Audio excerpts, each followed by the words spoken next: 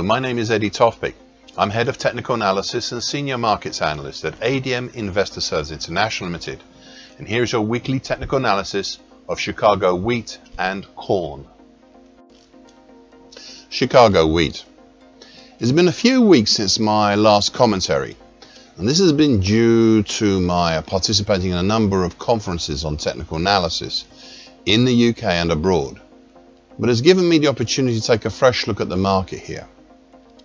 The main recent activity has been the fall below the significant neckline extension, currently at 653, of the small October 2020 to November 2020 head and shoulders top. This neckline has a fairly wide congestion area clustered around it, formed from late April to mid-July, from about 609 up to 679. It is this that has been pressuring the top of rallies throughout September and now into October. We've also seen a pattern form over the last few weeks. The pattern I have in mind is an unusual one. It is one that immediately springs to my mind but looks in the wrong place.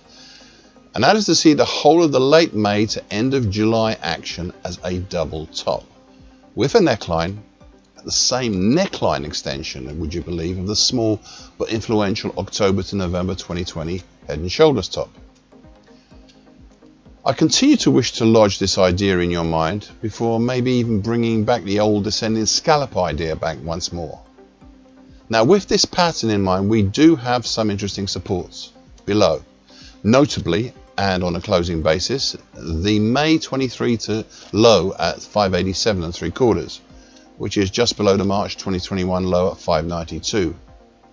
And also on a pure low basis, the September low at 570, which was tested at the turn of the month from September into October and has so far held. This still leaves us with the secondary and hard to reach target X2 at about 502 below, with a double top pattern. Below both, these supports as well as some others, notably the September 2020 low at 545 and a slowly rising 2016 to date optimized uptrend currently at 519.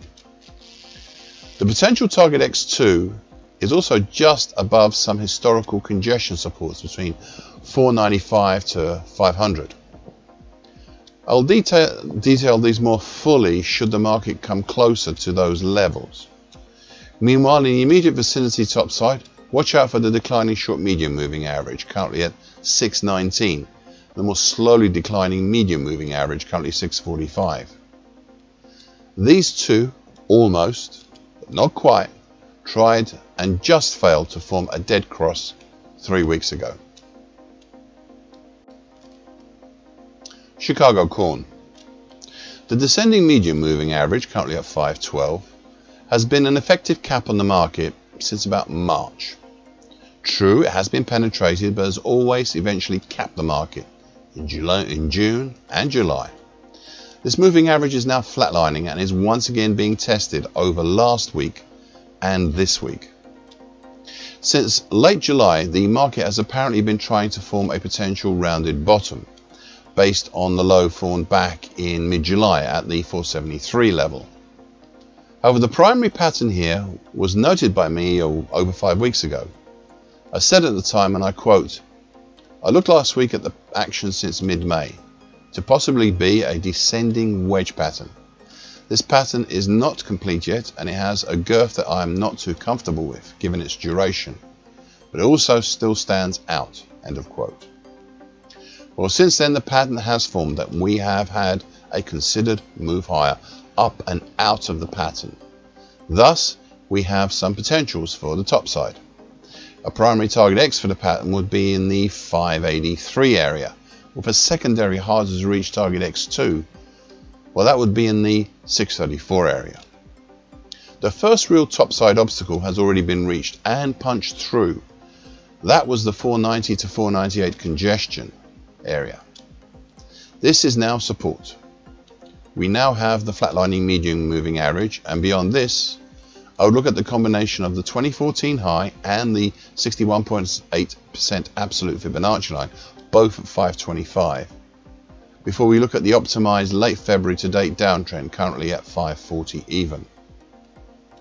Between this and, well, this downtrend and the declining long moving average, currently at 570, we have a seemingly more severe congestion, separated into what appears to be two individual bands, 548 to 556 and 561 to 567. But first, let us see what happens at the flatlining medium moving average. Thank you for listening. This weekly broadcast gives the essential market patterns and consequences. Please be aware of the risk disclaimer posted both at the front and the back of this broadcast. Copyright is Eddie Tofpik and ADM Investor Services International Limited. And here comes the final important bit.